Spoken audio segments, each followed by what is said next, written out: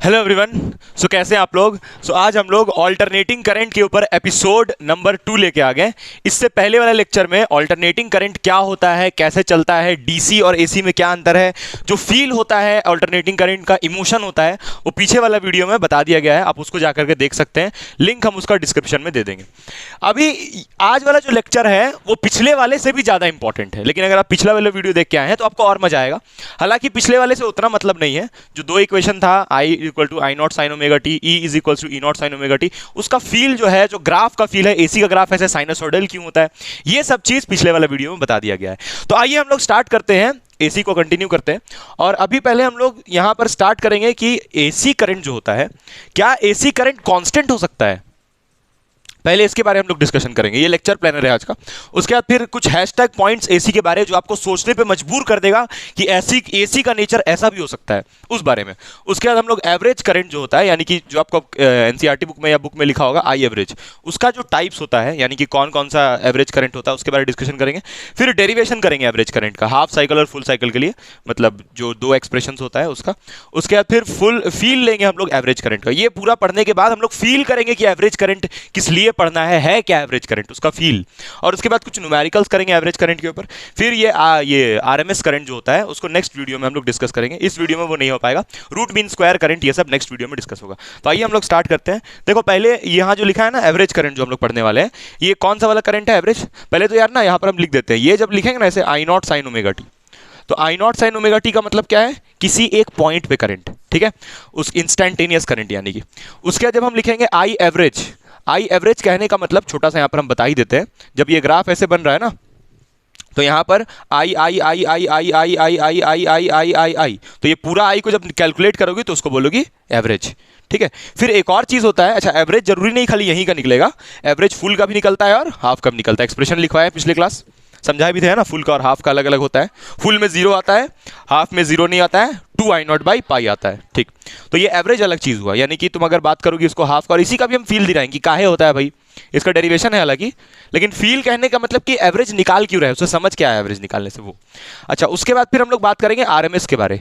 ये आरएमएस अलग हुआ, आरएमएस अलग चीज हुआ, ठीक है। लेकिन ये भी जैसे ये फुल वैल्यू के बारे में इंफॉर्मेशन दे रहा है, वैसे ही आरएमएस भी फुल वैल्यू के बारे में इंफॉर्मेशन देता है। और ये आरएमएस का फॉर्मूला होता है आई नॉट बाई रूट 2। तो ये सारा चीज ना हम लोग ये जो भी लिखे हैं, ये वाला जो, ये तो नेक्स्ट लेक्चर में हम लोग करेंगे। तो ये 3 टाइप का आरएमएस, आरएमएस जैसे एवरेज होता है ना, एवरेज का ही आगे का मतलब कि कंटिन्यूएशन है वो, ठीक है। बताया जाएगा आरएमएस को अलग से फील कर, हालांकि लेकिन सेम दोनों नहीं है बिल्कुल भी।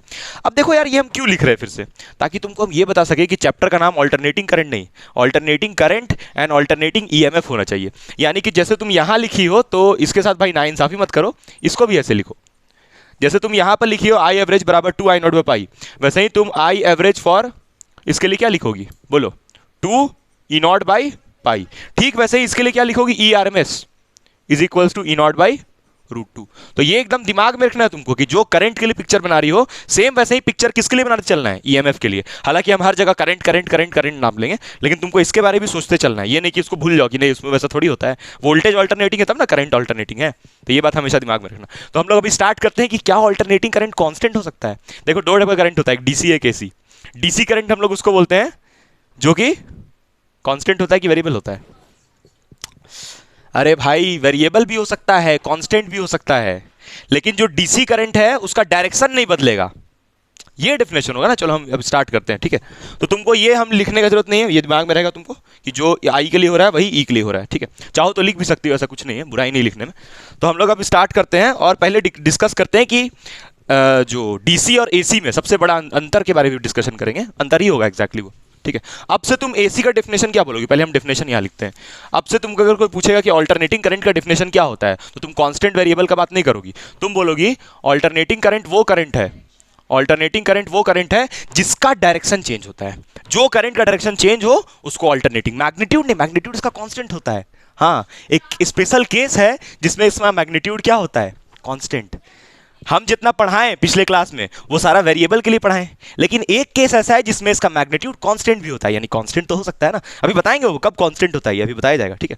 तो एसी करंट जो है ना, ऑल्टरनेटिंग करंट, इसका डेफिनेशन क्या लिखोगी, ये तो कांस्टेंट भी हो सकता है और वेरिएबल भी हो सकता है, यानी। लेकिन एक चीज कंफर्म है कि इसका डायरेक्शन क्या होगा, हर समय change, plus minus plus minus plus minus, मतलब वो बैटरी का पोलैरिटी बार बार बदलना कंफर्म है। उसको तुम नहीं चेंज कर सकती हो, क्योंकि एसी सोर्स को हम लोग ऐसे बना रहे हैं कि नहीं, बताओ। ठीक है, तो यानी कि तुम इसका डेफिनेशन लिखोगी, a current which changes its direction, changes its direction. कहीं कहीं पर इसको बाई डायरेक्शनल भी लिखता है, मतलब जो अपना डायरेक्शन बार बार बदलता रहे, चेंजेस इट्स डायरेक्शन, उसको एसी करंट बोलना। और डीसी किसको बोलना है, डीसी किसको बोलना है, डीसी के किसको बोलना है, अ current which do not change its direction. इसका मैग्नीट्यूड क्या होता है, चेंज हो सकता है, मतलब ये बढ़ सकता है मैग्नीट्यूड, कभी 5 ampere 0 ampere, 5 ampere 0 ampere, rheostat की हेल्प से कर सकते हैं ना उसका करंट को चेंज। तो इसमें लिखोगी अ करंट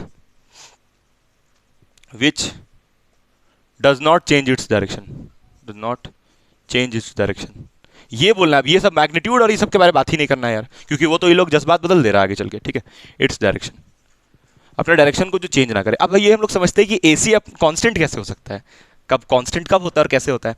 देखो तुम ये जो ग्राफ पढ़ रही थी, हम लोग यहाँ से स्टार्ट करते हैं, यहाँ पर लिखते हैं how AC can be constant. AC constant कैसे हो सकता है, कांस्टेंट किसके बारे कह रहे हैं, उसका डायरेक्शन के बारे, नहीं नहीं नहीं, मैग्नीट्यूड के बारे। मैग्नीट्यूड कांस्टेंट कब हो सकता है, देखो तुम अभी तक जो ग्राफ पढ़ रही थी वो पढ़ रही थी साइनोसॉइडल, साइनोसॉइडल स्पेलिंग कुछ भी हो, साइनोसॉइडल ग्राफ। ठीक है, साइनोसॉइडल ग्राफ यानी कि कहो कि साइन एक्स का ग्राफ। तो ग्राफ कैसा दिख रहा था, ये ऐसे शुरू हो रहा था ऊपर और ऐसे नीचे जा रहा था। ठीक है, अभी तुम देखो कि यहाँ पर करंट का वैल्यू देखो, इस तरफ हम लोग किसको प्लॉट कर रहे हैं, करंट को। अभी सिर्फ देखना है, लिखना कुछ नहीं है। यहाँ पर ये मान लो 2 एम्पियर, ठीक, 2 एम्पियर बहुत ज़्यादा बोल दिया हम, 2 एम्पियर बहुत बड़ा वैल्यू होता है। मान लो कि यहाँ पर 0.2 एम्पियर, फिर यहाँ पहुँचेगा तो कितना हो जाएगा 0.3 एम्पियर, फिर यहाँ पर पहुँचेगा तो कितना हो जाएगा 0.5 एम्पियर। देखो ऐसे करके करंट बढ़ते जाएगा, किसके साथ किसके साथ किसके साथ, टाइम के साथ। ठीक, यहाँ तक तो ठीक था।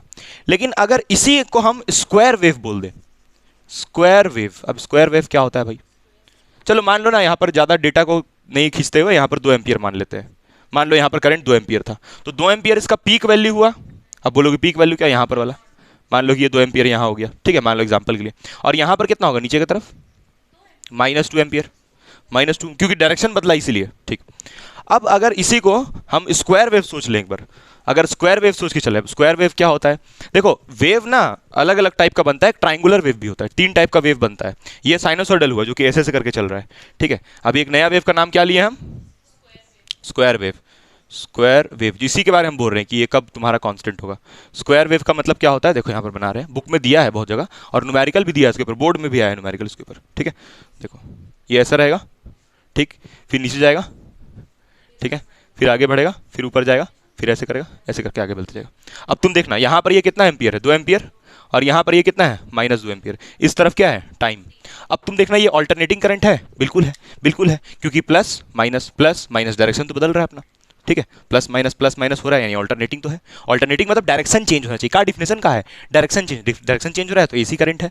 अब तुम देखना ध्यान से, यहाँ पर 2 एम्पियर है, यहाँ पर चली कितना हुआ 2 एम्पियर, इसके आगे समय बढ़ते जा रहा है, 2 एम्पियर 2 एम्पियर 2 एम्पियर 2 एम्पियर। यहाँ पर फिर वो चेंज कर रहा है, यहाँ पर ना देखो चेंज हुआ -2 एम्पियर, फिर यहाँ पर -2। ठीक है, हाँ पर्टिकुलर इंटरवल के लिए दोस्त, टाइम के लिए कहाँ, इंटरवल, एक बड़ा इंटरवल में ये कांस्टेंट हो रहा है। अगर पर्टिकुलर टाइम पे तो यहाँ पर भी कांस्टेंट है। यहाँ पर पर्टिकुलर टाइम में मान लो 2 सेकंड, इधर टाइम होता है ना, 2 सेकंड पे ये मान लो कि 0.5 एम्पियर है मान के चलो। लेकिन फिर उसके जस्ट बाद तो ये चेंज हो जा रहा है, बढ़ रहा है, अपना वैल्यू बढ़ा रहा है। लेकिन इसमें देखो, इसमें मान लो यहाँ पर 2 सेकंड हो रहा है टाइम, तो 2 एम्पियर है, 3 सेकंड हो गया तो 2 एम्पियर है, 5 सेकंड हो गया तो 2 एम्पियर है, 6 सेकंड हो गया 2 एम्पियर है, तो कांस्टेंट हुआ कि नहीं। तो यानी ऑल्टरनेटिंग करंट कांस्टेंट होता है जब उसका स्क्वायर वेव वाला बात करते हैं, तो जब इस नेचर का बनता है। लेकिन हम लोग का घर में कौन सा आता है, ये वाला या ये वाला, हम लोग का घर में ये वाला आता है, साइनोसॉइडल आता है। हाँ, लेकिन स्क्वायर वेव भी तो होता है ऑल्टरनेटिंग करंट। अच्छा, इसके बाद एक और आएगा ट्राइंगुलर। तो इसमें तुम बोलोगी साफ साफ कि एसी करंट जो है उसका मैग्नीट्यूड क्या है, मैग्नीट्यूड यानी उसका वैल्यू यहाँ पर कांस्टेंट हो रहा है, मतलब एसी करंट कांस्टेंट हो सकता है भाई, 100% कांस्टेंट हो सकता है। इसीलिए कहो कि डायरेक्शन जो बदले, बस डायरेक्शन तो यहां भी बदल रहा है। अरे डायरेक्शन उसका खून में बसा है, एसी ऑल्टरनेटिंग करंट लिखा है क्या, मैग्नीट्यूड ऑल्टरनेटिंग मैग्नीट्यूड करंट ऐसा लिखा है, नहीं, ऑल्टरनेटिंग वो डायरेक्शन के बारे बोल रहा है, मैग्नीट्यूड के बारे थोड़ी। मैग्नीट्यूड कर जाए तो बहुत बढ़िया, लेकिन बेसिक नेसेसिटी क्या है कि डायरेक्शन तो बदलना ही चाहिए, तभी वो एसी होगा। अगर नहीं बदला तो वो तो डीसी होगा फिर। अगर नहीं बदला डायरेक्शन तो डीसी होगा, खत्म बात। अच्छा तुम जरा बताना ये कौन सा करंट है। चलो यहाँ पर बनाते हैं एक बार छोटा सा डायग्राम। अभी हम ट्रायंगुलर भी बना के दिखाएंगे। पहले तुम लोग को ये पहला वाला तो जानती ही हो, ये दूसरा वाला बनाना है दोनों, है ना। अभी देखो तीसरा भी बनाएंगे हम। पहले ये बताओ कि ये कौन सा करंट है। इस तरफ करंट और इस तरफ टाइम। जल्दी करो यार, आगे भी बढ़ना है, बहुत सारा चीज पढ़ना है। बताओ इसको जल्दी, कौन बताएगा ये कौन सा करंट है। ये ट्रायंगुलर है भकलोल, ट्रायंगुलर में ट्रायंगल बनता है। गजबे आदमी है यार ट्रायंगुलर में ट्रायंगल दिखेगा ना, क्या मतलब यार साइनसॉइडल है, हैं? ये एसी डीसी दोनों का मिक्सचर है, कह सकती हो एसी डीसी। लेकिन तुम चाहो तो डीसी बोल लो, दोनों आंसर इसका सही होगा। एसी डीसी का मिक्सचर या तो डीसी, क्योंकि डीसी करंट किसको बोलते हैं, जो अपना डायरेक्शन बदलता है, ठीक है। तो सॉरी, डीसी करंट उसको बोलते हैं जो कांस्टेंट रहता है। देखो ये वाला जो है ये सिर्फ पॉजिटिव एक्स एक्सिस में है ना, पॉजिटिव एक्सिस में। बहुत जगह लिख रहता है mixture of AC and DC. Mixture कहने का मतलब कि थोड़ा थोड़ा उसमें एसी का भी प्रॉपर्टी दिख रहा है। क्यों? क्योंकि मैग्नीट्यूड बार बार चेंज कर रहा है, तो थोड़ा थोड़ा एसी का कैरेक्टर दिखा। और डीसी का कैरेक्टर कहां से आया है इसमें, ये हमेशा इधर ही है, देखो अपना डायरेक्शन चेंज नहीं कर रहा है, तो थोड़ा थोड़ा डीसी का भी आ गया कि डायरेक्शन चेंज नहीं कर रहा है। इसलिए या तो एसी डीसी बोथ या तो ओनली डीसी। लेकिन एसी बोलना गलत है, एसी बोलना गलत है। इसको ग्राफ को कभी एसी नहीं बोल सकती हो, क्योंकि एसी का मतलब होता है डायरेक्शन चेंज करना। डायरेक्शन तो चेंज कर ही नहीं रहा है, तो ये तो या तो ये एसी सॉरी या तो ये डीसी या तो एसी डीसी का मिक्सचर। तो यहां पर हम लिख देते हैं, या तो तुम इसको एपिसोड 2 मत लिख लेना, या तो तुम इसको एसी और डीसी का होगी, या मतलब मिक्सचर दोनों का, ऐसे एसी और डीसी नहीं, मिक्सचर दोनों का, या तो प्योरली डीसी। लेकिन एसी नहीं कह सकती उसको, ठीक है। चलो ये बनाओ, ये पहला वाला, ये दूसरा वाला, क्वेश्चन जरूर लिखो। तो इसका आंसर क्या होगा, यस या नो में? हाँ हाँ होगा इसका आंसर, ठीक है, हाँ लिखना है ना। इसका जवाब होगा हाँ, ठीक है, सही बात है।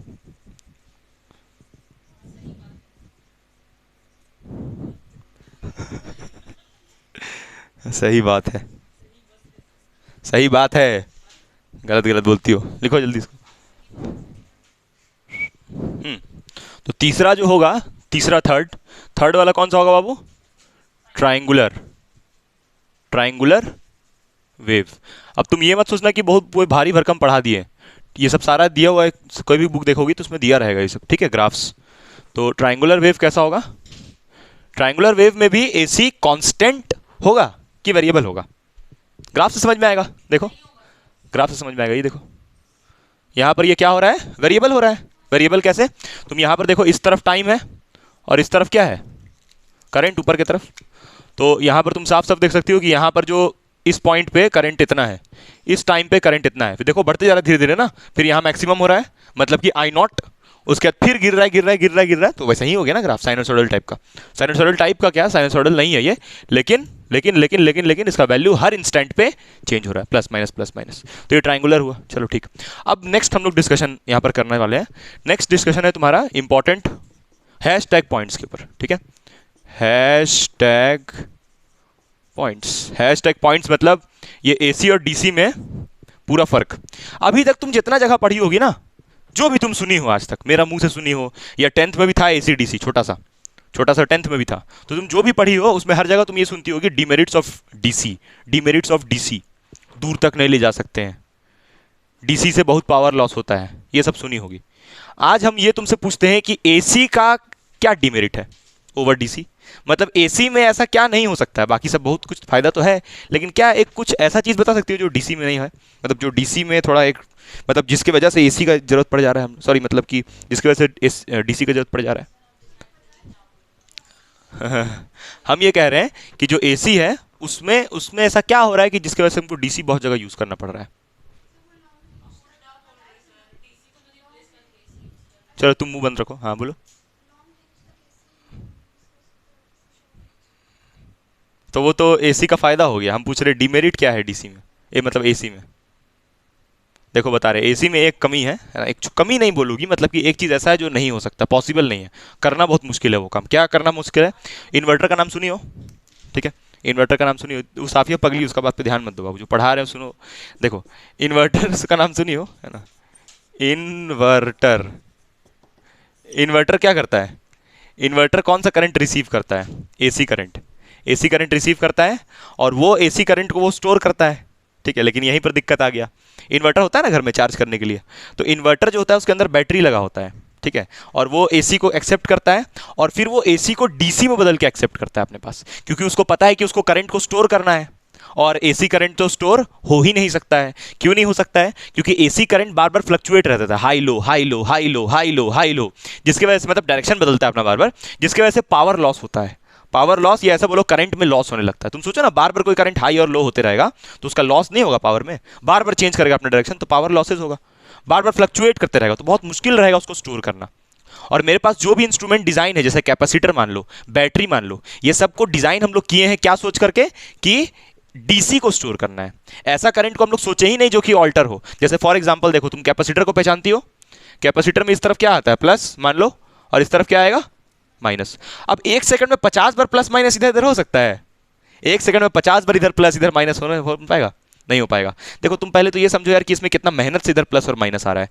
तुमको ये पता है ना कि जो कैपेसिटर होता है वो चार्ज को स्टोर करता है, लेकिन वो चार्ज कहाँ से स्टोर करता है? चार्ज बैटरी से स्टोर करता है। तो बैटरी उसको कौन सा करंट सप्लाई करता है? DC current. कैसे सप्लाई करता है? धीरे धीरे समझना। देखो यहाँ पर प्लस चार्ज है, एक प्लस टूटा यहाँ पर चिपका, फिर एक और प्लस आगे चिपका, धीरे धीरे करके प्लस प्लस प्लस प्लस चिपकते जाता है। तुरंत थोड़ी होता है ये चीज़। और इधर से क्या चिपकते जाता है? माइनस। अब तुम ये सोचो कि एक सेकंड में फिर ये 50 बार अपना पोलैरिटी बदल पाएगा? नहीं बदल पाएगा, सवाल ही नहीं बनता। पागल हो जाएगा, आग लग जाएगा इसमें, और बहुत सारा एनर्जी लॉस हो जाएगा। पता चला कि ये वाला इधर आ गया, मान लो ये क्या हो गया कुछ देर में, ये माइनस हो गया और ये क्या हो गया प्लस। पता चला एक माइनस यहीं छूट गया, वो बेचारा न्यूट्रल हो गया। समझ रही मैं बात क्या कह रहे हैं? एक आध माइनस वहीं छूट गया, कुछ प्लस निकल गया, पूरा गड़बड़ा जाएगा मामला। इसीलिए ये ऐसा नहीं कि अपने से कुछ भी एग्जांपल ले लिए, ऐसा नहीं है कि किताब में समझाया ये कि कैपेसिटर जो होता है उसमें भी हम लोग डीसी ही स्टोर करते हैं, एसी को स्टोर करना पॉसिबल नहीं है। वैसा इंस्ट्रूमेंट हम लोग डिजाइन ही नहीं किया कि जो एसी को स्टोर करे। और करने से नुकसान क्या है कि उसका जो फ्लक्चुएशन होता है एसी का, उसकी वजह से कुछ लॉसेज होता है। तो इसीलिए तुम एसी को स्टोर नहीं करती हो, किसको स्टोर करती हो? डीसी को। लेकिन इन्वर्टर के साथ एक समस्या है फिर, अगर वो डीसी को स्टोर कर लेता है और घर में जब लाइट चल जाता है तो घर में जब लाइट देना है तो कौन सा करंट देगा? वो एसी देना है। तो डीसी कैसे दे देगा फिर? वो तो डीसी स्टोर किया है, तो एसी कैसे देगा? ये दिक्कत है इन्वर्टर के साथ। बताओ कैसे वो ओवरकम होगा? जो इन्वर्टर है वो डीसी को स्टोर किया। अब मान लो लाइट चल गया, घर में मेहमान आया हुआ है देखने के लिए, तुम सॉरी मतलब मेहमान आया हुआ है, ठीक है, तो वहाँ पर चलना है लाइट, तो कैसे होगा फिर? हैं?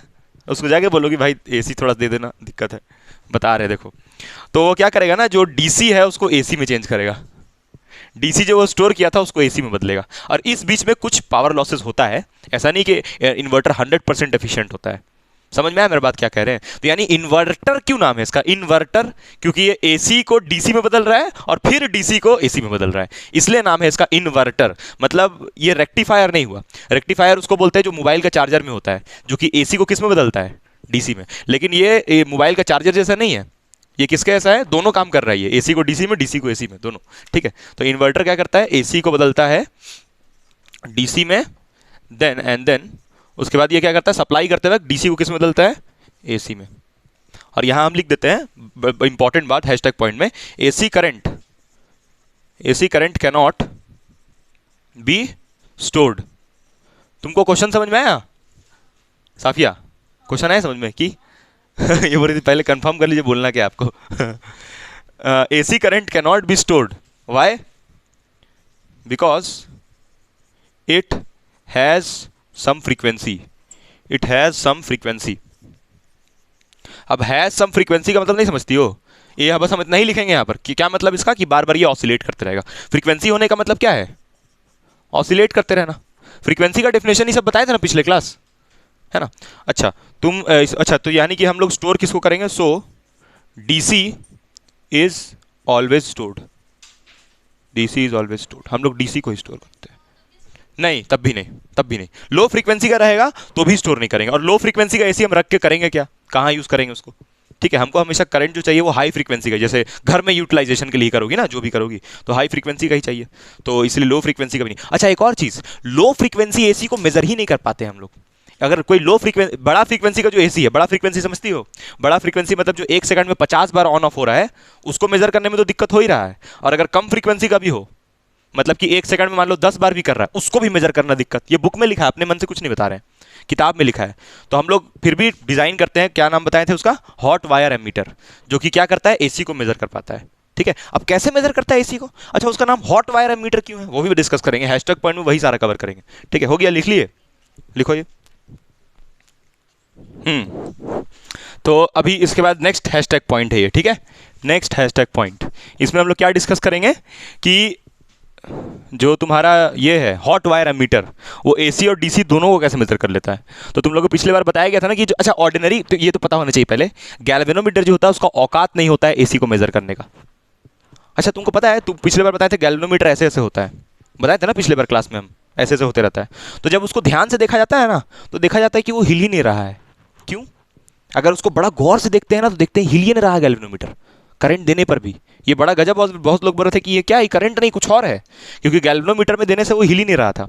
क्यों बता रहे हैं? क्योंकि गैल्वेनोमीटर ऐसे ऐसे हो रहा है ना, इतना तेज ऐसे ऐसे हो रहा है कि लग रहा है कि वो अपने जगह पे है। समझ में आया क्या बोल रहे हैं? एसी करंट एक सेकंड में कितना बार ऑसिलेट करता है? 50 टाइम्स। अच्छा ये बात क्लियर होना चाहिए कि एक सेकंड में 50 टाइम्स यानी कि डायरेक्शन अपना कितना बार बदलता है? 100 टाइम्स। ये क्लियर होना चाहिए, उसमें कंफ्यूजन नहीं होना चाहिए। तो यानी कि जो गैल्वेनोमीटर है वो डायरेक्शन बताता है ना, तो गैल्वेनोमीटर ऐसे ऐसे कितना बार करता होगा? 100 बार करता होगा। तो हम लोग जब देखते हैं तो लगता है कि गैल्वेनोमीटर का सुई हिल ही नहीं रहा है, ऐसे खड़ा है। ठीक है, तो इसीलिए गैल्वेनोमीटर पे का मतलब उसको औकात ही नहीं है गैल्वेनोमीटर का, मूविंग कॉइल गैल्वेनोमीटर का, कि एसी को मेजर कर पाए। वो हमेशा किसको मेजर करता है? डीसी को। अच्छा तुमको ये पता है ना कि गैल्वेनोमीटर ऐसे क्यों खड़ा रहता है? क्योंकि उसको डायरेक्शन भी बताना होता है। ऐसे रहेगा तो करंट का डायरेक्शन कुछ और जा रहा है, ऐसे रहेगा तो कुछ और जा रहा है। कुछ और कहने का मतलब क्लॉक, एंटी क्लॉक। ठीक है, तो पहले वो बात क्लियर होना चाहिए कि ordinary can not measure, so we are using hot wire ammeter. तो यहाँ लिख रहे हैं hot wire ammeter, hot wire ammeter. अब इसका नाम से ही इसका काम है, बताएंगे क्या। Hot wire ammeter can measure both AC as well as DC, both alternating current as well as direct current. अब इसका हॉट वायर एमीटर नाम इसीलिए है ना, क्योंकि ये डिजाइन किया गया है हीटिंग के बेसिस पे करंट को जज करने का। तुमको आज एक बड़ा गजब चीज बताने वाले, जो आगे का जो पढ़ाई है उसमें यूज होगा। देखो एसी और डीसी में एक सिमिलरिटी है, एक सिमिलरिटी बहुत मुश्किल से पकड़ पाए दोनों में। क्या? देखो तुम ये सर्किट देख रही हो ना बचपन से, एक रजिस्टर होता है और उसमें बैटरी लगाते हैं और फिर करंट फ्लो करता है। ठीक है, अच्छा इस बात का भी तुमको अभी तक फिजिक्स में ये फील होना जाना चाहिए कि जब रजिस्टर ऐसे बनाते हैं तो इसका मतलब है कि ये वायर के बारे में हम कह रहे हैं, वायर का ही रेजिस्टेंस को ऐसे दिखा रहे हैं, ये पता होना चाहिए। ठीक है, अच्छा अभी देखो, अब इसको किससे कनेक्ट कर देंगे बाबू बताओ? अब इसको किससे कनेक्ट कर देंगे? एसी सोर्स से। एसी सोर्स से कनेक्ट कर दिया इसको। ठीक, अब तुम देखो जब ये करंट यहां से जाएगा, तो लिखना बंद करो, अभी लिखना नहीं है। जब करंट यहां से जाएगा तो करंट इससे बार बार पास करेगा, और रेजिस्टेंस क्या काम क्या होता है? करंट को रोकना। तो पूरे रास्ता करंट को रोकते रोकते रोकते रोकते पूरा गर्म करेगा ना वायर को। तो मान लो कि ये रजिस्टर है, इस रजिस्टर में जितना हीटिंग प्रोड्यूस इस रजिस्टर में होगा, उतना ही सेम हीटिंग इसमें भी प्रोड्यूस होगा। हम फिर से समझाते हैं, देखो करंट जब फ्लो करता है तो करंट का फ्लो होने के बाद करंट चार्जेस फ्लो करता है, और चार्जेस आपस में क्या करता है? कोलाइड। वो ये किस बात पर डिपेंड करता है कि चार्ज कितना कोलाइड करेगा? किस बात, जल्दी बोलो, किस बात पर डिपेंड करता है? वायर का एरिया, वायर का लेंथ, वायर का मटेरियल, इन बातों पे, यानी वायर का रेजिस्टेंस उस पर डिपेंड करता है। ठीक है, अब तुम लोग बचपन में ये फॉर्मूला पढ़ी हो हीटिंग का, H is equals to I square R T, पढ़ी हो ये बचपन में? स्मॉल टी होगा, हाँ मतलब 10th क्लास में। अगर किसी वायर का रेजिस्टेंस ज्यादा है तो हीटिंग भी क्या होगा? ज्यादा। अच्छा ये बताओ यार, अगर यहां से डीसी करंट फ्लो कर रहा है तो ये रेजिस्टेंस जितना उस डीसी करंट को रोकने की कोशिश करेगा, करंट रुको, चार्ज को रोकता है, वो रेजिस्टेंस का काम यही होता है ना। तो अगर यहां वही सेम वायर से अगर हम लोग एसी फ्लो करवा दें तो रेजिस्टेंस को कम थोड़ा भाव देगा क्या, कि उतना ही रोकेगा? पहचान जाएगा कि एसी फ्लो कर रहा है, थोड़ा सा इसको कम, थोड़ा अलाउ कर देते हैं, जो बढ़िया से फ्लो हो जाओ। ऐसा तो नहीं होता होगा ना। वायर का मटेरियल तो एसी के लिए जितना अपोजिशन ऑफर कर रहा है उतना ही डीसी के लिए भी, मतलब जितना एसी करंट का रास्ता में रुकावट होगा उतना ही डीसी करंट का रास्ता में रुकावट, क्योंकि दोनों में तो चार्ज ही फ्लो कर रहा है ना। और लेकिन हाँ तुमको ये पता है कि इसमें चार्ज ऑसिलेट करता है और इसमें फ्लो करता है, ये पता है तुमको। फिर भी ये कॉन्सेप्ट क्लियर होना चाहिए कि मूवमेंट तो दोनों में हो रहा है चार्ज का, चाहे ऑसिलेट करके चाहे फ्लो करके, मूवमेंट तो दोनों में ही हो रहा है। और हीटिंग तो दोनों ही केस में प्रोड्यूस हो रहा है, जितना हीटिंग इसमें है उतना ही हीटिंग इसमें भी। मतलब कि दोनों में एक सिमिलरिटी है कि जितना हीटिंग एसी के केस में प्रोड्यूस होता है उतना ही हीटिंग डीसी के केस में। मान लो कि एसी करंट यहां से मान लो डीसी करंट फ्लो किया, तो इस डीसी करंट से जो हीट प्रोड्यूस हुआ वो 10 जूल हुआ। कितना हुआ? 10 जूल। तो यहां से अगर एसी फ्लो करेगा तो भी हीट कितना प्रोड्यूस होगा? बकायदे ये एसी करंट का वैल्यू 5 एम्पियर, तो डीसी का भी वैल्यू कितना? 5 एम्पियर। ये नहीं कि एसी करंट को तुम कम वैल्यू रख लो, इसको ज्यादा रख लो और बोलो सर हो ही नहीं रहा है। समझ में आ रहा है क्या बोल रहे? कि ऊपर से जा रहा है सारा बात, ऊपर से जा रहा है तुमको नहीं ना। तो मतलब कि यहां पर एक बात समझ में आया कि दोनों में सेम हीटिंग प्रोड्यूस होता है। इसीलिए जो हॉट वायर एमीटर है, हॉट वायर एमीटर जो कि हीट को मेजर करता है कि एक वायर से जब एसी फ्लो हुआ तो उस वायर में कितना हीटिंग प्रोड्यूस हुआ, जितना हीटिंग होगा उतना ही क्या होगा? करंट। जितना हीटिंग, करंट को मेजर करना है ना, अरे भाई हॉट वायर एमीटर का काम क्या है? करंट को मेजर करना। तो जितना हीटिंग होगा वायर में उतना ही वायर में करंट होगा। ऐसे करके हम लोग एसी मेजर कर लेते हैं, और चाहे तो डीसी भी कर सकते हैं, क्योंकि डीसी में से भी सेम हीटिंग प्रोड्यूस होगा। समझ आया मेरा बात? तो हॉट वायर एमीटर इसी प्रिंसिपल पे काम करता है कि heating is directly proportional to current. लिख स्क्वायर भी लगा सकती हो, कोई दिक्कत नहीं, H is proportional to I square, या फिर आई भी लिखोगी चलेगा। तो ये लिखने का मकसद क्या है कि जितना ज़्यादा करंट का फ्लो उतना हीटिंग, और इसी हीटिंग से हम पता लगा लेंगे कब कितना करंट है। समझ आया? तो ये इनडायरेक्ट मेथड है एसी को मेजर करने का, और ठीक ठाक मेजर हो जाता है, गलती नहीं होता है, मेजरमेंट सही आ जाता है। तो इस प्रिंसिपल पे ये काम करता है। तो हम लोग क्या लिखेंगे हॉट वायर एमीटर के बारे, है ना? इट मेजर्स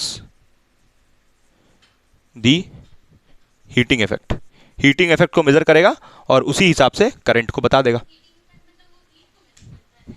हाँ, हीटिंग जितना हुआ है उसी हिसाब से वो करंट को डिटेक्ट कर देगा। उसमें भी होता होगा, मीटर लगा होता होगा, डिवाइस होता होगा।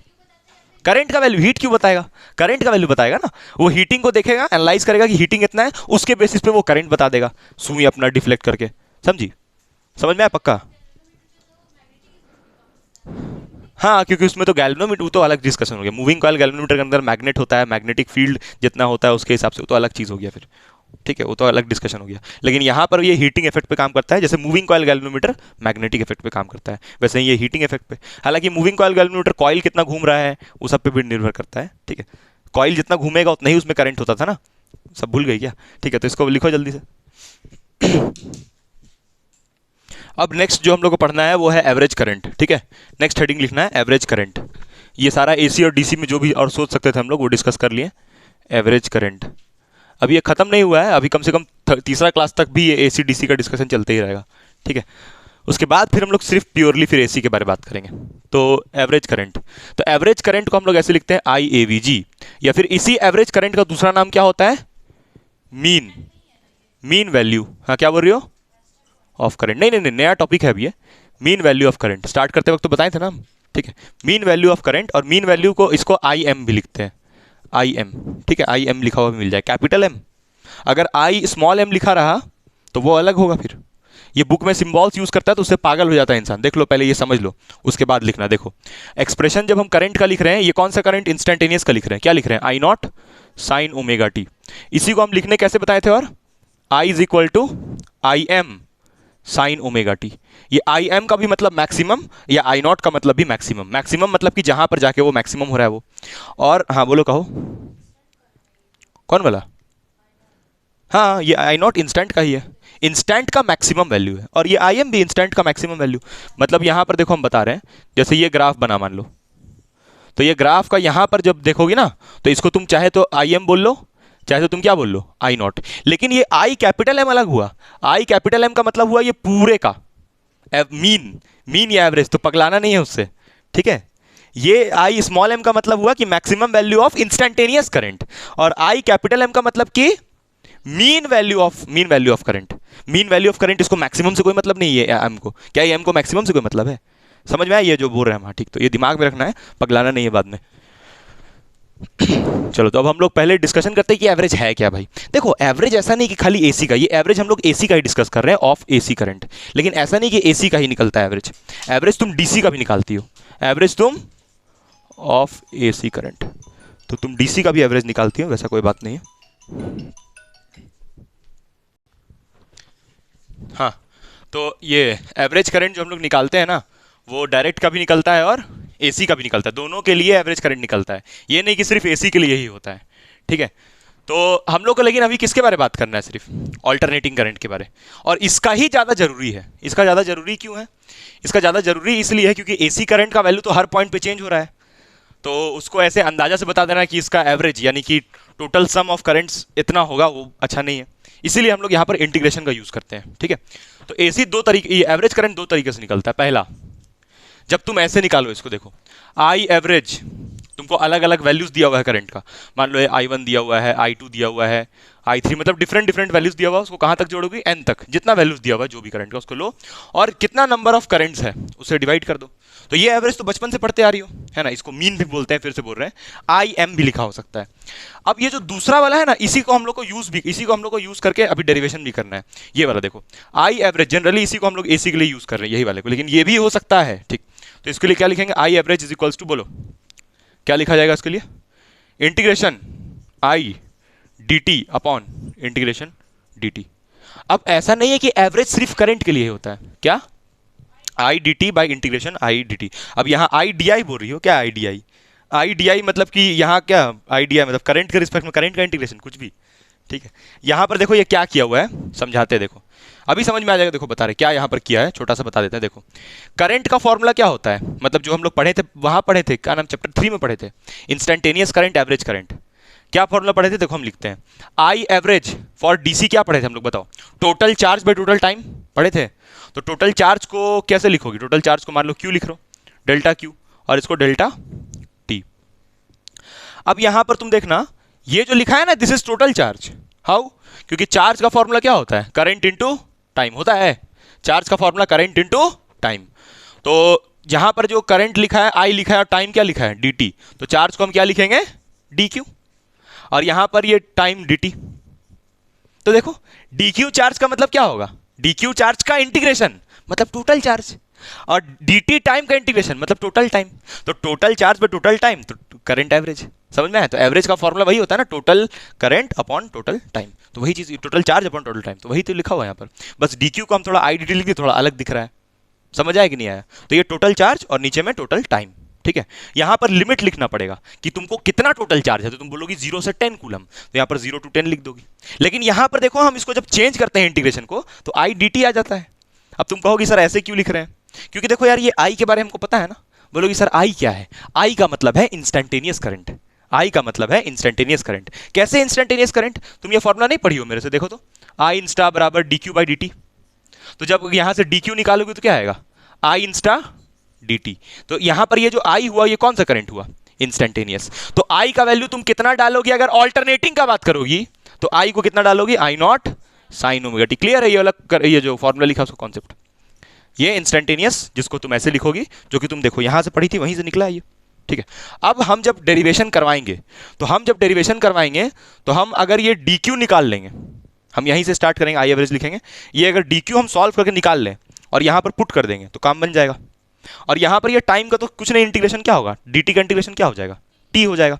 अब तुम ये समझना कि ये एवरेज वैल्यू ऐसा नहीं है कि करंट के लिए ही है सिर्फ, मेरे पास और भी बहुत क्वांटिटीज है, जैसे पावर भी तो छोटा छोटा होता होगा।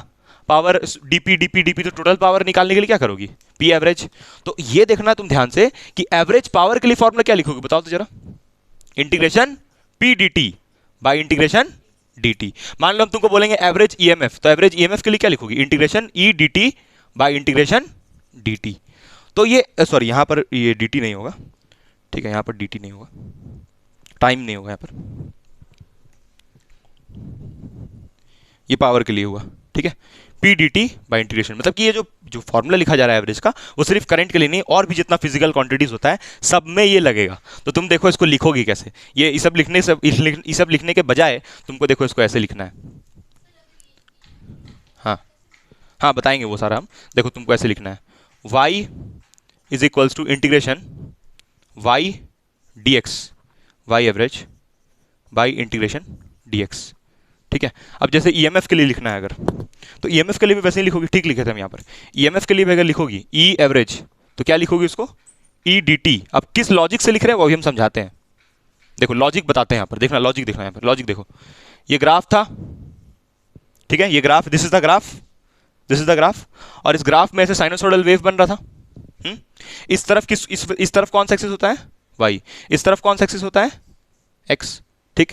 एक्स एक्सिस में हमेशा किसको रिप्रेजेंट करते हैं, टाइम को। वाई एक्सिस में किसको रिप्रेजेंट करते हैं, करंट को, या फिर ईएमएफ को। तो अगर जब हम यहां पर देखो क्या लिखें, Y DX by integration DX, तो एक्स का मतलब यहां पर कौन सा, एक्स एक्सिस, तो एक्स एक्सिस में किसको रिप्रेजेंट किए, टाइम को। तो यहां पर तुम इस एक्स की जगह क्या डाल दी, टाइम डाल दी, ठीक है। वैसे ही जब तुमको ईएमएफ का निकालना है, तो ईएमएफ कौन सा एक्सिस में है, वाई एक्सिस में, और इसमें कौन सा है, टाइम है, तो ऐसे लिख दी।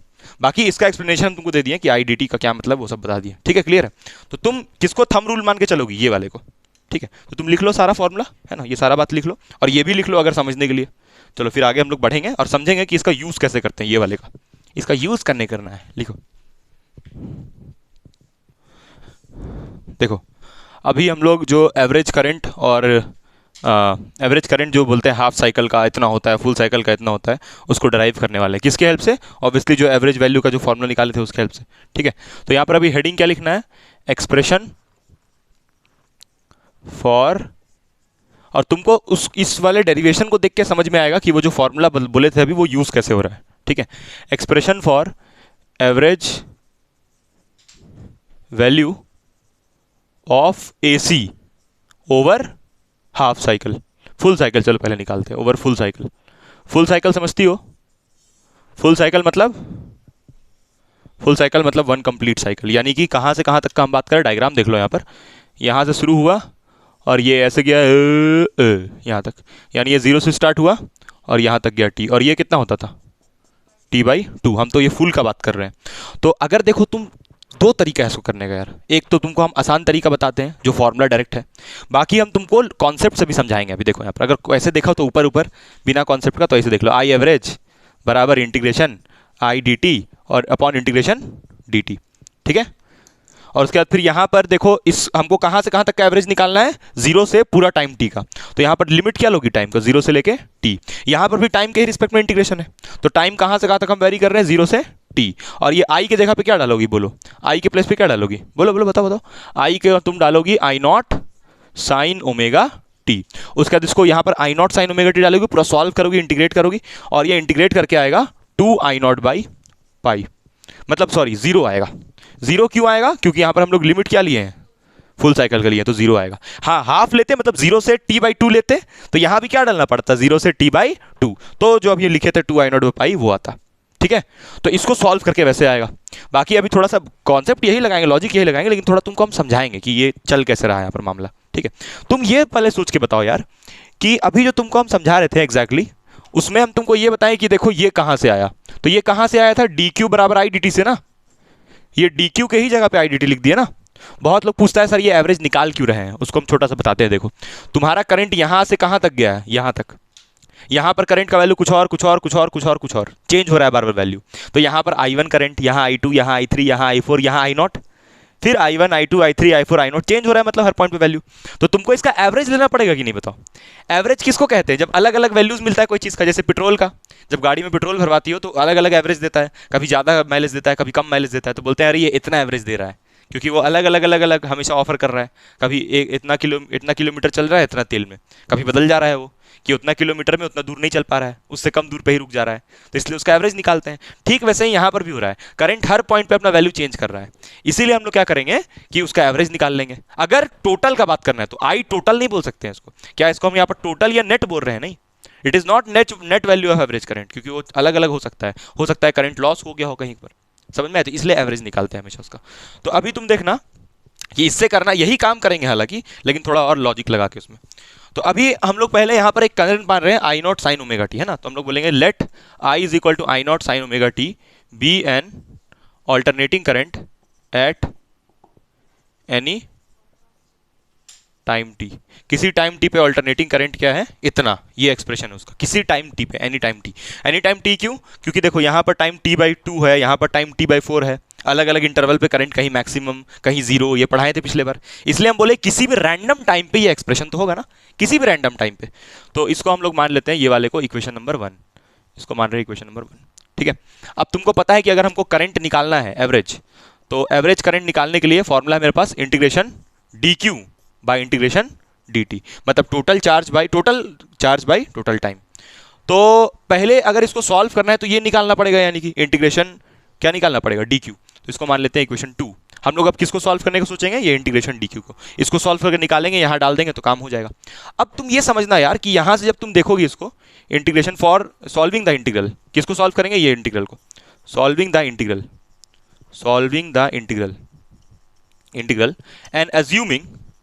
and assuming the AC current constant for a small time dt। समझाएंगे सबका मतलब, अभी रुक जाओ।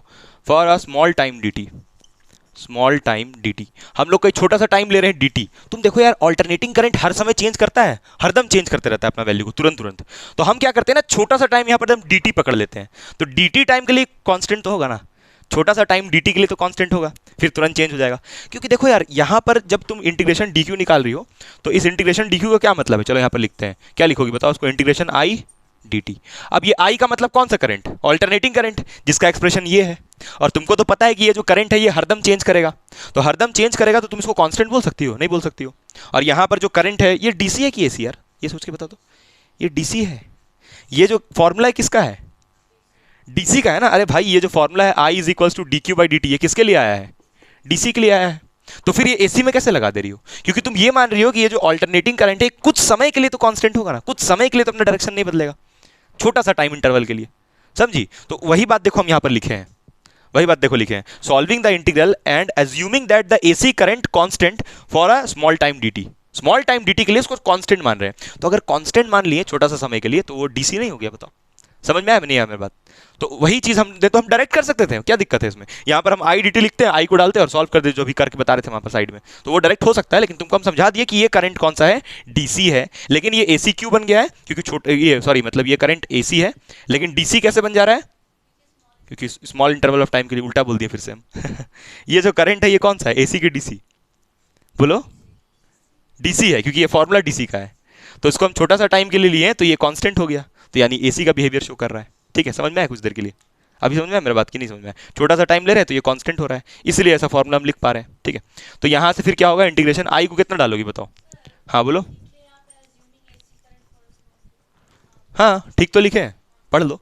ठीक है, तो ये आई की जगह पे आई नॉट साइन ओमेगा टी डाल रहे हैं। अब फिर इसमें ये कंफ्यूजन नहीं होना चाहिए, सर ये जो फॉर्मूला लिखे हैं ये तो किसका है? किसका फॉर्मूला है? ये डीसी का। तो फिर इसमें एसी कैसे लगा दे रहे हैं? क्योंकि हाँ इसको कांस्टेंट माने कुछ देर के लिए, तो ये फॉर्मूला उसमें यूज कर सकते हैं। ठीक है, समझ में आया? हाँ लेकिन डाल कौन सा करंट रहे हैं यहाँ पर? एसी करंट ही डालेंगे ऑब्वियसली। ठीक है, एसी करंट डाल रहा है यार यहाँ पर, और यहाँ पर टाइम डी टी। ठीक है, अब ये बताओ कि ये आई नॉट कॉन्स्टेंट होगा कि वेरिएबल? तो इसको इंटीग्रेशन से बाहर करेंगे हम लोग, तो बाहर जाने के बाद ये क्या होगा? Sign omega T D T. अरे ये आई नॉट को बाहर क्यों हुआ? बहुत लोग को ये समझ नहीं आता है। देखो आई नॉट का मतलब ये वाला वैल्यू ना, और ये वाला वैल्यू मान लो कि 2 एम्पियर होगा तो 2 ही रहेगा ना। यहाँ पर भी आएगा तो कितना हो जाएगा? मान लो -2 एम्पियर। तो वो तो हमेशा फिक्स है ना कि वो चेंज कर जा रहा है। वो कैसे चेंज कर जाएगा भाई? पीक वैल्यू है वो, तो पीक वैल्यू तो हर जगह सेम रहेगा। ग्राफ आगे बढ़ाओ तो ग्राफ आगे बढ़ाओगे तो आई नॉट तो सब जगह सेम होगा। हाँ कोई दूसरा ग्राफ आएगा उसका आई नॉट हो सकता है कहीं नीचे हो, लेकिन इस पर्टिकुलर ग्राफ के लिए तो आई नॉट यहाँ पर होगा। समझ रही हो ना? ठीक, तो ये आई नॉट बाहर हो गया। इंटीग्रेशन का लिमिट कहाँ से कहाँ तक जाएगा? 0 से लेके कहाँ तक? टी तक, क्योंकि हम लोग किस इंटरवल का बात कर रहे हैं? For full cycle. Full cycle के लिए लिमिट हमेशा 0 से टी। तो यहाँ पे तुम चाहो तो लिख लो 0 से टी और ये 0 से टी। अच्छा ये चार्ज के लिए लिमिट क्या लिखोगे? 0 से क्यू, 0 से क्यू है ना? ठीक है, तो इधर वाले का लेकिन हम 0 से टी लिख रहे हैं क्योंकि टाइम के रिस्पेक्ट में इंटीग्रेशन हो रहा है। यहाँ पर तुमको पता है ये 0 से क्या होगा? 0 से क्यों होगा? नहीं भी चाहो तो कोई दिक्कत नहीं है, तुम इसको सॉल्व करके जो लाओगी उसके यहाँ चिपका देना। नहीं चाहो तो नहीं भी लिख सकती हो, चाहो तो लिख के भी कर सकती हो, उससे कोई प्रॉब्लम नहीं। ठीक है, तो तुम ऐसे करो। अब देखो यहाँ से क्या होगा? आई नॉट साइन ओमेगा टी का इंटीग्रेशन। चलो बताओ तुम, चलो जल्दी बताओ साइन ओमेगा टी का इंटीग्रेशन। तुम बताओ साइन ओमेगा टी का इंटीग्रेशन जल्दी। Minus cos omega T. ठीक है, यही होगा साइन ओमेगा टी का इंटीग्रेशन, जो कि तुम गलत बता रही हो बिल्कुल। माइनस कॉस ओमेगा टी, और उसके बाद ओमेगा डिवाइड भी तो होगा माता जी। ठीक है, डिवाइड भी तो होगा। और लिमिट कहाँ से कहाँ तक जाएगा? 0 से टी। हमेशा ये चीज़ गलती करना ना तो अब देखो इसके बाद यहाँ तक चलो लिखो पहले, फिर कुछ नहीं करना है, ये माइनस को बाहर करना है, लिमिट पुट करना है, काम खत्म। ठीक है, डालो जल्दी, मतलब लिखो इसको जल्दी।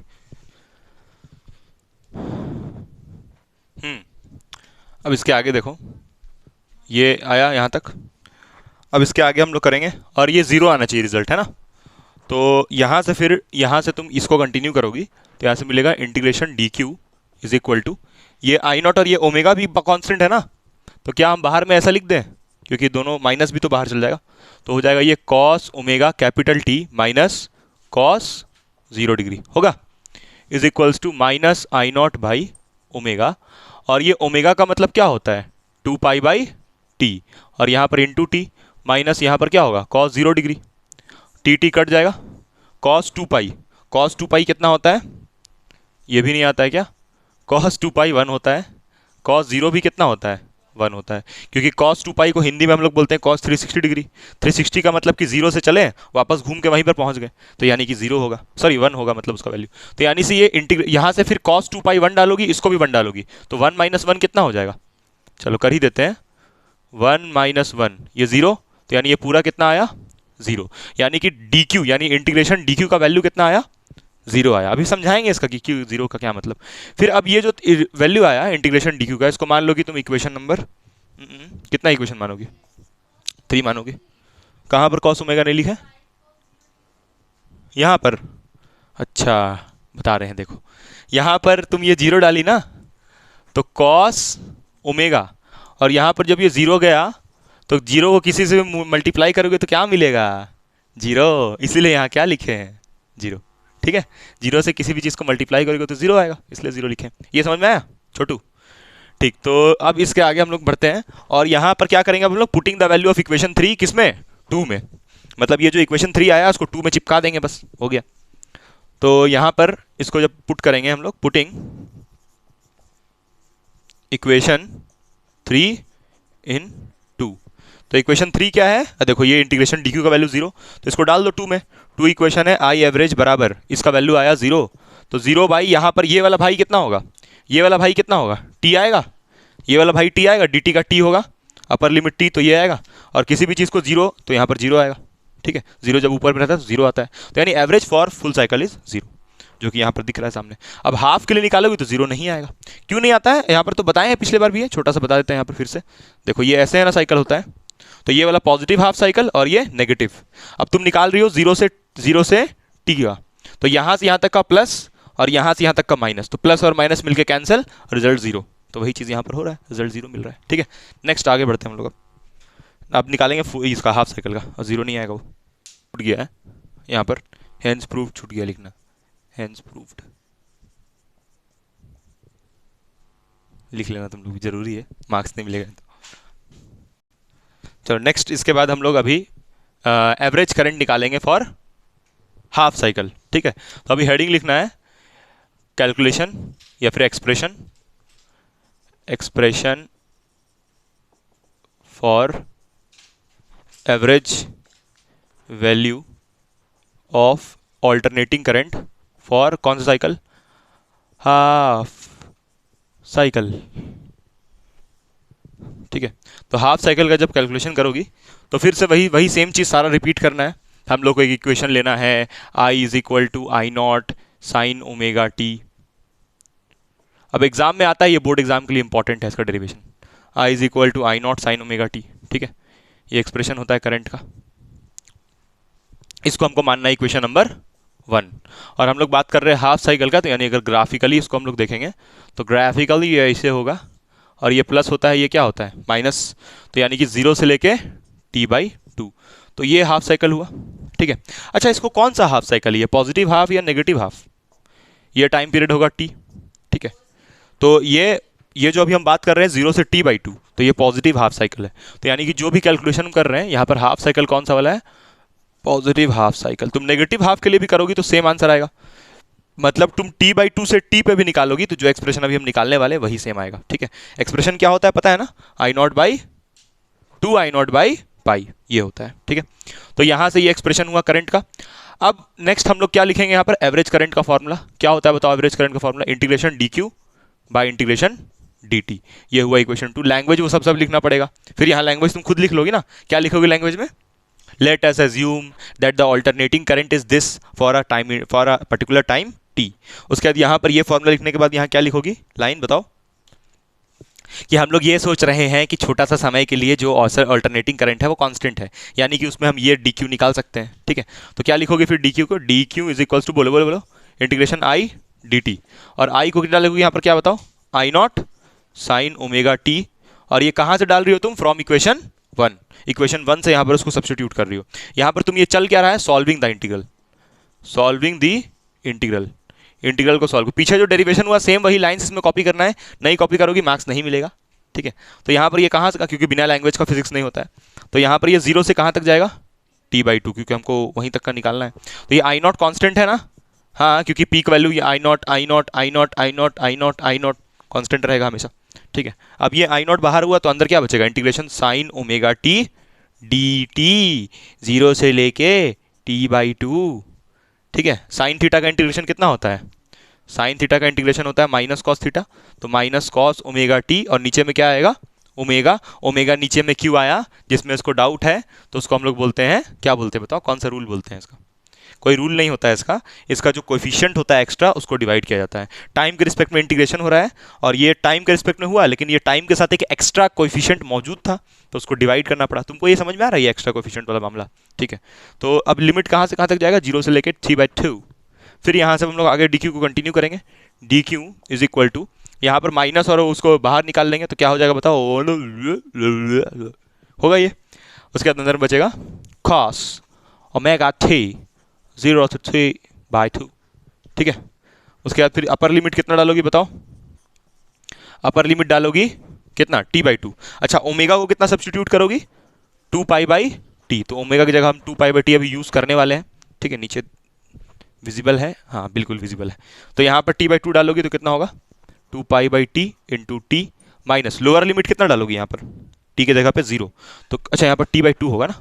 ठीक है, देख दोस्त, अपर लिमिट t/2 और ओमेगा के प्लेस पे 2π/t। लोअर लिमिट कितना डालोगे? 0। तो ये पूरा टर्म क्या हो जाएगा? 0। यानी कि यहाँ पर बोलेगा cos 0 डिग्री। पक्का समझ में आ रहा है ये? ठीक है, यहाँ पर कुछ कटेगा, t से t कैंसिल, 2 से 2 cancel, cos pi minus cos 0। तो यहाँ पर हो जाएगा माइनस I0/ओमेगा cos पाई cos पाई cos पाई cos पाई कितना होता है भाई? cos पाई, चलो हम लिख ही देते हैं यहाँ पर, cos pi minus cos 0 degree. cos पाई को हम लोग हिंदी में क्या बोलते हैं? 180 डिग्री। तो चलो 180 डिग्री ही लिख देते हैं। ठीक है, तो cos पाई का वैल्यू ऐसे होता है -1। अच्छा, तुम लोग ये नहीं लिखी हो ना? ठीक है, चलो इसको पहले लिख लो, कुछ नहीं करना अभी। यहाँ पर -1 डालना है, यहाँ -1 डालना है, और -1 -2 होगा, माइनस माइनस प्लस हो जाएगा, फिर ये जो आया उसको यहाँ चिपकाना है, खत्म। ठीक है, तो तुम एक काम करो, पहले यहाँ तक लिखो। इसको कितना इक्वेशन मान लेंगे? 3। This is equation 3। इसको 3 मत मानो, रुक जाओ, इसको आगे थोड़ा बढ़ा ही लेते हैं, चलो उसके बाद 3 मानेंगे उसको। तो ये कितना हो जाएगा बताओ? -I0/ओमेगा। यहाँ पर cos 180 -1 हुआ, यहाँ लिख देते हैं, चलो cos 180 degree -1 and cos 0 degree कितना? 1। तो ये -1 और ये फिर -1 कितना होगा? -2। ठीक है, माइनस माइनस कितना हो जाएगा? +2 हो जाएगा। कोई दिक्कत है बताओ? ठीक है, तो ये तुम्हारा इंटीग्रेशन डी क्यू का वो वैल्यू आया। तो माइनस माइनस प्लस, तो इसको क्या लिख सकते हैं? 2I0/ओमेगा लिख सकते हैं। क्या आपको कष्ट है इसमें? 2I0/ओमेगा कैसे आया? ठीक है, इसको मानेंगे हम लोग कौन सा इक्वेशन? 3। अब 3 मानेंगे। ठीक, लिखो, फिर हम लोग उसको सब्स्टिट्यूट कर देंगे बस। इसके आगे ये तुम्हारा इंटीग्रेशन डी क्यू का वैल्यू आया। ठीक है, अब ये इक्वेशन 3 को कहाँ पुट कर देना है? 2 में। तो पुटिंग इक्वेशन 3 in 2, क्या मिलेगा यहाँ से? I average is equals to, integration D Q के जगह पे डालेंगे 2I0/ओमेगा, 2I0/ओमेगा, 2I0/ओमेगा। अब तुम यहां पर ध्यान से देखना, यहां पर dt लिखा है, तो dt का लिमिट तुम क्या लोगी? 0 से लेके t लोगी, 0 से लेके t/2 लोगी। तो dt का इंटीग्रेशन t हो जाएगा, है ना? और अपर लिमिट यहां कितना डलाएगा? t/2। तो यानी कि यहां पर आ जाएगा बाई ये इंटीग्रेशन dt। चलो सॉल्व कर ही देते हैं यार इसको, 0 से लेके t/2। तो इसको तुम नेक्स्ट स्टेप में लिखोगी 2I0/ओमेगा अपॉन, ये इसका आ जाएगा आंसर t/2। t/2 कैसे आया? dt का t हुआ, upper limit t/2, lower limit 0। अब तुम देखो यहाँ पर ये ओमेगा, इसको ऊपर भेज देते हैं पहले। तो ये ऊपर जाने के बाद कितना हो जाएगा? 2I0, और ये 2 कहाँ जाएगा? ऊपर। तो इसको 4 लिख लें, 4I0, और यहाँ पर ये गया तो कितना हुआ? t omega. कोई दिक्कत? ठीक है, तो अब नेक्स्ट स्टेप में यहाँ पर लिखते हैं, चलो I average is equals to 4I0। Omega का मतलब क्या होता है? ओमेगा का मतलब 2π/t। t से t कैंसिल हुआ, ठीक है, 2 1 2, 2 2 4, कितना आया? 2I0/पाई आ गया, 2I0/पाई। यानी कि ये एवरेज करंट का फॉर्मूला आया, 2I0/पाई। ठीक है, तो हैंस प्रूव्ड। अच्छा, हैंस भी होता है ना, सॉरी, हैंस प्रूव्ड पूरा लिखना है। ठीक है, तो ये एवरेज करंट हुआ फॉर हाफ साइकिल, ठीक है, 2I0/पाई। किए हम सब्स्टिट्यूशन, हम लिखना छोड़ दिया यहाँ पर, ये ओमेगा के प्लेस पे हम डालें, लिख दे since omega is equal to 2π/t। ये सब्स्टिट्यूशन यूज किया छोटा सा, यहाँ पर कहाँ यूज किया? यहाँ पर ओमेगा की जगह 2π/t।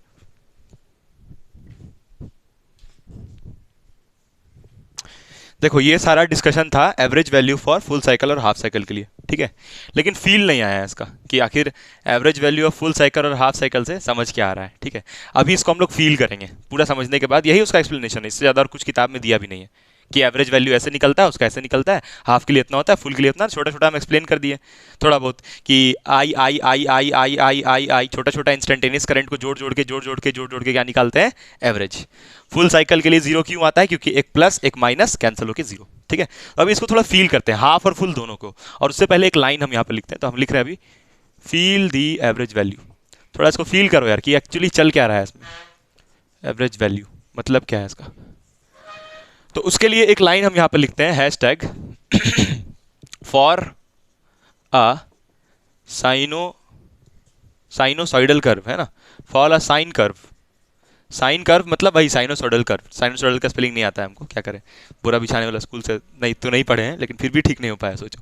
तो साइन कर्व जो होता है मतलब साइनोसॉइडल कर्व, कर्व तीन टाइप का होता है ना, एक ट्राइंगुलर होता है, एक स्क्वायर होता है और एक साइनोसॉइडल होता है। तो अभी लिखना नहीं है, रुको, फिर लिखना चालू कर देती हो यार, अभी कहाँ फील चल रहा है, तुम लिख लो क्या प्रेम पत्र लिख रही हो, देखो। तो for a sine curve the average value, अच्छा ये बताओ यार एवरेज वैल्यू हाफ साइकिल का कितना होता है, चलो बताओ। अगर तुमसे हम ये पूछे कि एवरेज वैल्यू हाफ साइकिल का कितना होता है तो क्या बोलोगी, 2i0/π, जो कि गलत है, ठीक है, जो कि गलत नहीं है, जो कि अधूरा बात है। तुमसे डायरेक्ट पूछे हम average value for half cycle कितना होता है, तुम बोल दोगे 2i0/π। तो इसका मतलब तुम डेरिवेशन पे ध्यान नहीं दी। डेरिवेशन जब शुरू कर रहे थे उस समय क्या बताया गया था, average value for half cycle and for positive half cycle is 2i0/π। तो मतलब नेगेटिव का कुछ और होगा क्या, दो साइकिल होता है ना, नेगेटिव का भी तो उतना ही होगा 2i0/π, ठीक है। मतलब तुम अगर इंटीग्रेशन करोगी, ऐसे लिखोगे इंटीग्रेशन को, I average is equals to integration I D T upon integration D T. यहां लिखोगी मान लो t/2 से लेके t, और यहां लिखोगी t/2 से लेके t, तो इससे भी आंसर कितना आएगा, 2i0/π, सेम आंसर आएगा, ठीक है, ठीक है। लेकिन फिर भी यार हम ये कह रहे हैं कि अभी देखो वहां पर लिख रहे हैं हम स्टेटमेंट साफ साफ, ये नहीं कि हम कुछ और बात यहां पर कह रहे हैं। हम कह रहे हैं कि जब हम पॉजिटिव हाफ का पूछे तुमसे तो बोलोगी 2i0/π, नेगेटिव हाफ का भी पूछेंगे तो क्या बोलोगी 2i0, हाफ साइकिल बोलेंगे अगर तब, ठीक है। लेकिन यहां भी हम लिख रहे हैं for a sine curve the average value of half cycle is 2i0/π and it can also B 0। मतलब average value for half cycle 0 भी हो सकता है और 2i0/π भी हो सकता है।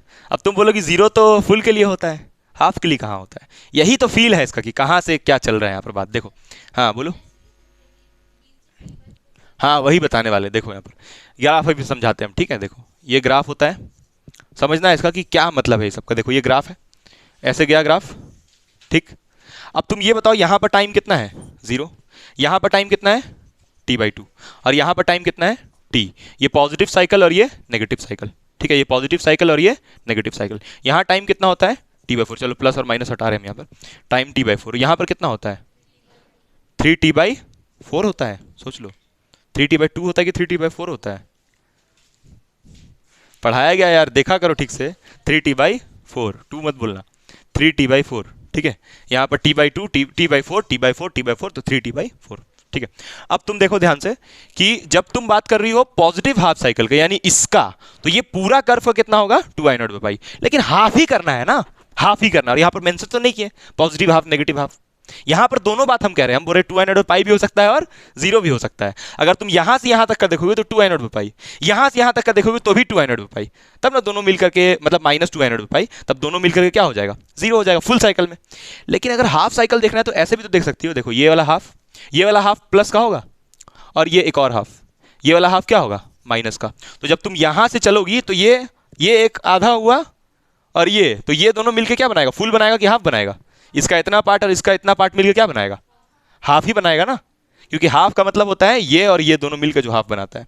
तो ये तो प्लस का है और ये तो माइनस का है, तो दोनों मिलकर रिजल्ट कितना देगा 0 देगा। तो अगर तुमको बोला जाए कि average value of half cycle for positive, half cycle का वैल्यू पॉजिटिव के लिए यानी खाली इस पार्ट के लिए, इस पूरे के लिए, मतलब हाफ कहीं से भी नहीं उठा लेना है, सिर्फ इस जगह से उठाना है, तब तुम क्या बोलोगी उसको two I not by pi. लेकिन अगर बोला जाए सिर्फ बताइए हाफ का, तो ये भी हो सकता है और जीरो भी हो सकता है। जैसे देखो इसमें जीरो हो रहा है, तो यहाँ पर एक बार हम लिखते हैं, यहाँ पर रीजन का ना नाम ले लेते हैं। चलो इसको हम ओ ले लिए, इसको हम ले लेते हैं एक्स, इसको वाई ले लेते हैं, इसको जेड ले लेते हैं, और जो कॉन्सेप्ट है उसको क्लियर कर देते हैं। अगर तुम बात करोगी average value of half cycle, average value of half cycle, लेकिन किस रीजन के लिए? मान लो रीजन ओ वाई के लिए बात कर रही हूँ, किसके लिए? ओ वाई यानी ये वाला रीजन, तो ये पॉजिटिव हुआ साइकिल, तो पॉजिटिव के लिए क्या लिखोगे? Two I not by pi. लेकिन अगर वही तुम, अच्छा इसमें टाइम पीरियड कहां से कहां तक था बाबू? 0 से t बाई 2, ठीक है। लेकिन अगर तुम वही बात कर लो यहां पर I average for half cycle, और कौन सा रीजन ले लो? रीजन ले लो तुम एक्स जेड देख रही हो, एक्स जेड मतलब टाइम पीरियड t बाई 4 से लेके 3t बाई 4, यानी कि तुम टाइम पीरियड लगो t बाई 4 से लेके 3t बाई 4, है ना। और रीजन तुम ले रही हो यहां पर एक्स जेड, तो इसमें कितना आएगा? ये जीरो। मतलब कि average value for half cycle can also be zero if we are taking this interval t by 4 तो 3t बाई 4। बाकी अगर इसका देखोगी तो t बाई 2 से t तक का, t बाई 2 से t तो नेगेटिव हाफ साइकिल आ रहा है, तो two I not by pi, या two I not by pi बोलेगी तो कोई दिक्कत नहीं, हमको सिर्फ मतलब है मैग्नीट्यूड से उसका। समझ में आया? क्लियर है पक्का? तो ये जल्दी से लिख लो ये वाला। फिर हम लोग और आगे बात करते हैं कि मेरा यहां पर, अच्छा ये क्या लिखा है देखो तो, पढ़ो तो, साइन कर्व। तो मतलब दो टाइप का और कर्व होता है ना, ट्राइंगुलर और स्क्वायर। वो सब के लिए आई एवरेज अलग अलग होता है, स्क्वायर के लिए अलग होगा आई एवरेज का वैल्यू, ट्राइंगुलर के लिए अलग होगा। लेकिन एग्जाम में, तुम्हारा बोर्ड एग्जाम में नहीं आएगा वो, बोर्ड एग्जाम में उससे कोई मतलब नहीं। बोर्ड एग्जाम में सिर्फ बात कर रहा है साइनोसॉइडल का, जो भी एसी का वो बात कर रहा है वो साइनोसॉइडल एसी है। लेकिन हाँ न्यूमेरिकल्स आएगा स्क्वायर और उसके ऊपर नहीं, मतलब न्यूमेरिकल्स में ये फॉर्मूला नहीं, वो जो स्क्वायर और उसका न्यूमेरिकल्स उस ग्राफ को बना के कुछ और पूछ सकता है, मतलब ये नहीं पूछेगा एवरेज और ये सब नहीं पूछेगा, स्क्वायर और वेव सिर्फ, लेकिन बाकी के लिए न्यूमेरिकल पूछेगा, ठीक है। तो इसको बनाओ जल्दी से। हम लोग जब आरएमएस पढ़ेंगे ना तो स्क्वायर वेव का भी बात करेंगे उसमें, ठीक है। बना इसको।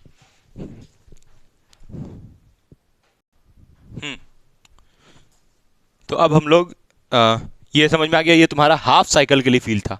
अब हम लोग फुल साइकिल को थोड़ा समझते हैं, फुल साइकिल का जज्बात समझते हैं, थोड़ा हल्का हल्का समझ में भी आ जाता है फुल साइकिल, उतना दिक्कत नहीं होता है, लेकिन फिर भी थोड़ा सा समझिए उसको। नेक्स्ट देखो, फुल साइकिल जब हम लोग बात करते हैं ना तो उसका मतलब होता है 0 से लेके t, मतलब एक पूरा टाइम इंटरवल।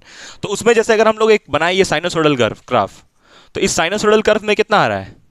साइनोसॉइडल कर्व में average value for full cycle कितना आ रहा है? बोलो, 0 आ रहा है, ठीक है। अच्छा, जब तुम इसमें जाओगी, किसमें? स्क्वायर वेव में। किसमें? स्क्वायर वेव में। स्क्वायर वेव में आई एवरेज फॉर फुल कितना आएगा? I average for full square wave में कितना आएगा? इसमें भी 0 आएगा। और जब तुम जाओगे ट्रायंगुलर वेव में, ट्रायंगुलर वेव में भी ऐसे बनेगा, ऐसे बनेगा, ऐसे बनेगा, तो इसमें भी कितना आएगा आई एवरेज? इसमें भी आई एवरेज फुल कितना आएगा? 0। तो चाहे कोई भी वेव हो, अगर वो साइनोसॉइड, अगर वो एसी के लिए वेव बन रहा है, तो हमेशा उसका फुल साइकिल में कितना आएगा? 0 आएगा, क्योंकि एसी का मतलब ही है एक बार प्लस एक बार माइनस, एक बार प्लस एक बार माइनस, एक बार प्लस एक बार माइनस। और प्लस माइनस होने में कंजूसी नहीं होना चाहिए, जितना प्लस हुआ है उतना ही माइनस होगा, तब ना वहां पर जो एसी का जो कैरेक्टर है वो निकल के आएगा। ज्यादा प्लस हो गया, कम माइनस हो गया, ये कोई लॉजिक थोड़ा हुआ, ठीक है। अच्छा, तुमको अभी थोड़ा देर में एक छोटा सा और एक चीज बताना है। अब तुम ये बताओ यार कि इसका हम लोग समझे कि हाफ साइकिल का कितना होता है इसका, ये वाला कर्व के लिए, यानी कि साइनोसॉइडल के लिए कितना होता है? 2 आई नॉट बाई पाई। तो ये ट्रायंगुलर के लिए अलग होगा और इस वाले के लिए अलग होगा। इसका कितना होगा बता सकती हो? इसके लिए हाफ साइकिल के लिए कितना होगा? सबका हाफ साइकिल का वैल्यू अलग अलग होता है, ये पहले दिमाग में घुसा लो। क्यों? क्योंकि सबका ग्राफ अलग अलग है। हाफ साइकिल कैसे देख रहे हैं हम लोग? हाफ साइकिल ऐसे जुड़ते जुड़ते जुड़ते जुड़ते लेके जा रहे हैं ना, ठीक है। तो इसका हाफ अलग होगा, इस वाले का तो सीधा जा रहा है। अरे भाई, इसका तो सोचना ही नहीं है। इसका जब तुम निकालोगी ना हाफ, किसका? स्क्वायर का, तो आई नॉट लिख के खत्म कर देना है बात। क्यों? क्योंकि इसका तो हमेशा मैक्सिमम है, देखो। अरे इसका तो हमेशा पीक पे है ये, I not I not I not I not I not I not I not. इसका ना दिक्कत है कि एक समय पे आई नॉट आ रहा है, बाकी इसका तो हर समय आई नॉट है। तो इसलिए इसका हाफ में कितना आएगा? हमेशा आई नॉट। और इस हाफ में भी कितना आएगा? समझ में आया मेरी बात की नहीं समझ में? पक्का? तो खैर ये हाफ वाला तुमसे नहीं पूछेगा एग्जाम में, इसलिए हम इसके बारे में नहीं डिस्कस। ये हाफ किसका हम लिखे हैं? स्क्वायर वाले का लिखे हैं, ठीक है। तो ये इसके लिए नहीं पूछेगा, सिर्फ इसी का पूछता है, साइनोसॉइडल का। तो तुमको ये पूरा समझ में आ गया। तो एवरेज वैल्यू यहां पे लिख देते हैं, the full cycle for any curve gives 0, मतलब हमेशा रिजल्ट कितना देगा? 0 रिजल्ट देगा। अब छोटा सा और डिस्कशन ग्राफ को ही लेके, तुम ये बताओ यार कि हम अभी तुमको स्टार्टिंग में बताए थे कि ये जो बल्ब लगा हुआ है जितना भी, ये बल्ब 1 सेकंड में कितना बार ऑसिलेट करता है? 50 बार। मतलब 50 बार अपना डायरेक्शन बदलता है, मतलब सॉरी 100 बार अपना डायरेक्शन बदलता है। तो अगर ये 50 बार ऑसिलेट कर रहा है, हमको वो 50 बार नहीं दिख रहा है कि ये जल बुत रहा है, तो ये बताओ कि ये जलता होगा 50 बार और बुतता भी कितना बार होगा? 50 बार। यही मतलब है ना कि 100 बार डायरेक्शन चेंज कर रहा है। तो अगर 50 बार जल रहा है, 50 बार बुत रहा है, तो हमको वो बुतते हुए क्यों नहीं दिख रहा है? जलते हुए तो दिख रहा है ना? क्या? अरे तो जल तो वो भी तो जल भी रहा है, जल्दी जल्दी बुत भी तो रहा है। 50 बार जल रहा है, 50 बार बुत रहा है, तो 50 50 मिला के 100 हो रहा है। तो कम से कम हमको बुतते हुए भी तो दिखना चाहिए ना कभी। जलते हुए जब दिख रहा है, देखो अगर बोल रही हो कि सेंस नहीं कर पाते, तो जलते हुए तब कैसे सेंस कर ले रहा है? जब बुतते बुतते हुए तो थोड़ा सेंस करना चाहिए ना, नहीं कर पा रहा है। कारण क्या है उसका? हम्म? कारण क्या है? छोटा सा बता दें यहाँ पर, देखो छोटा सा बताएंगे यहाँ पर, छोटा सा बताएंगे। यहाँ देख, ये ग्राफ है, ये ग्राफ है ऐसे करके, ये यहाँ पर जल रहा है, जल रहा है, जल रहा है, जल रहा है, जल रहा है, जल रहा है, जल रहा है, जल रहा है, जल रहा है, जल रहा है, जल रहा है, जल रहा है, यहाँ बूता, जला जला जला जला जला, यहाँ बूता। तो बूता उतना ही बार है जितना बार वो जल रहा है, लेकिन जल ज्यादा देर के लिए रहा है, बुत थोड़ा कम देर के लिए रहा है, छोटा टाइम के लिए, इंस्टेंट एकदम छोटा सा टाइम के लिए, बस यहीं पर बुत रहा है। फिर जला जला जला जला जला जला जला, फिर बुत गया। गाना बन जाएगा बाबू इसके ऊपर, ठीक है? फिर यहाँ जला जला जला जला जला बुत गया, जला जला जला बुत गया, जला। तो तुमको ज्यादा क्या दिख रहा है? वो ज्यादा जलते हुए दिख रहा है, बुतते हुए कम दिख रहा है, ठीक है? जलन जैसे होता है ना इंसान को, जलता ज्यादा है ना, वही चीज़ है कि ज़्यादा देर के लिए जल रहा है वो, है ना? खुश तुमसे कम देर के लिए रह रहा है, पता नहीं कौन जो भी है। तो जल ज़्यादा देर के लिए रहा है और बुत थोड़ा देर के लिए रहा है, लेकिन हाँ जितना बार जल रहा है उतना बार बुत रहा है, ये क्लियर है ना? क्योंकि जितना जितना बार यहाँ जला फिर बुत गया, फिर जला, मतलब कि एक इंटरवल में वो कितना बार जल रहा है और बुत रहा है। ये एक इंटरवल हुआ, ये एक इंटरवल में ये एक बार जला फिर बुत गया, फिर जला फिर बुत गया, मतलब एक इंटरवल में ये चीज़ कितना बार हो रहा है? जलना बुतना 2 बार। मतलब हम लोग कहते हैं 50 हर्ट्ज। तो 50 हर्ट्ज में एक ऑसिलेशन का मतलब क्या होता है? एक ऑसिलेशन का मतलब यहां से यहां तक ये एक ऑसिलेशन हुआ, तो उस एक ऑसिलेशन को 1 हर्ट्ज बोलती हो। तो 1 हर्ट्ज में वो जल रहा है कितना बार? 1 हर्ट्ज में वो जल रहा है 2 बार और बुत रहा है 2 बार। समझ रही ना? इसलिए 100 बोलते हैं ना उसको। 200 नहीं ना सोच ले रही हो, 100 कहने का मतलब कि कितना बार वो अपना डायरेक्शन पलट रहा है। तो ये एक बार पलटा, फिर एक बार और पलटा, और ऐसा कितना बार कर्व बनेगा जी? ऐसा कर्व कितना बार बनेगा? 50 बार। तो जले बुतेगा कितना बार? 100 बार। नहीं समझ में आया?